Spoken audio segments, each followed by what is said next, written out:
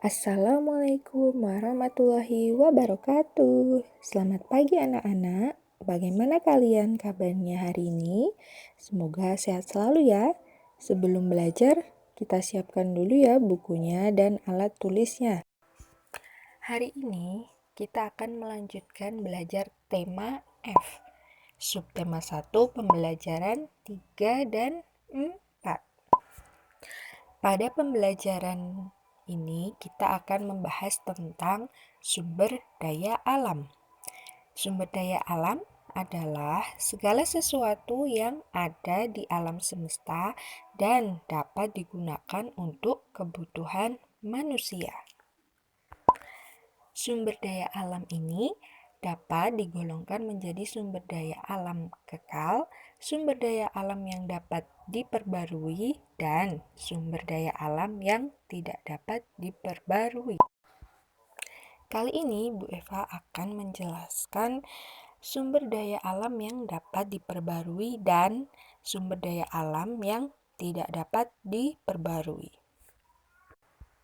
Nah, sumber daya alam yang dapat diperbarui ini terdapat dua contoh, yaitu hewan dan tumbuhan.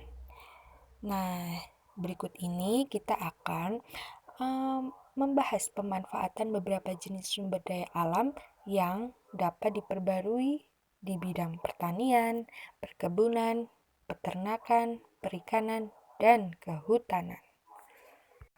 Pada bidang pertanian, contoh jenis tanaman yang dapat diusahakan yaitu adalah ada padi dan palawija. Pada perkebunan terdapat tanaman karet, kelapa sawit.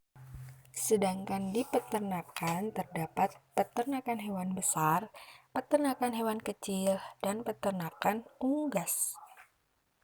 Di perikanan terdapat perikanan darat, perikanan laut.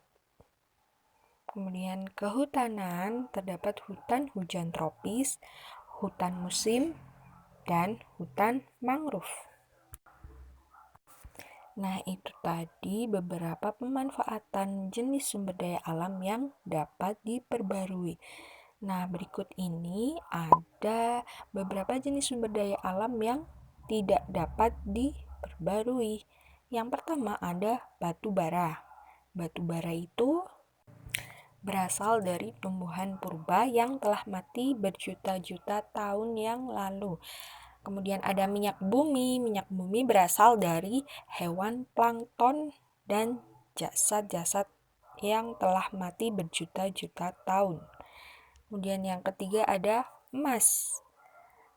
Dan yang keempat ada besi. Kemudian yang terakhir ada aspal.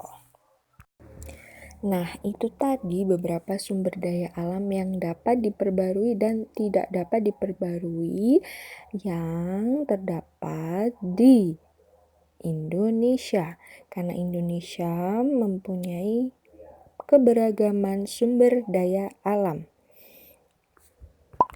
Selain mempunyai sumber daya alam yang beragam, masyarakat Indonesia juga sangat beragam karena terdiri dari ratusan suku bangsa yang memiliki budaya, bahasa, agama, dan sosial ekonomi yang berbeda-beda. Dari keberagaman tersebut, Indonesia disatukan oleh semboyan Bhinneka Tunggal Ika pada Garuda Pancasila. Bhinneka Tunggal Ika ini merupakan semboyan bangsa Indonesia.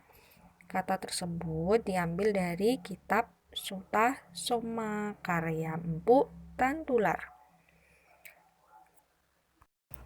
Bhinneka Tunggal Ika ini yang berarti berbeda-beda tetapi tetap satu.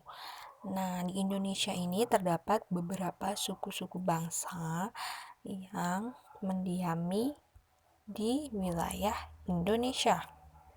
Nah, berikut ini ada beberapa provinsi dan suku bangsanya. Diperhatikan ya. Nah, cukup sekian pembelajaran pada hari ini. Semoga kalian bisa memahami ya. Ibu Tutu, wassalamualaikum warahmatullahi wabarakatuh.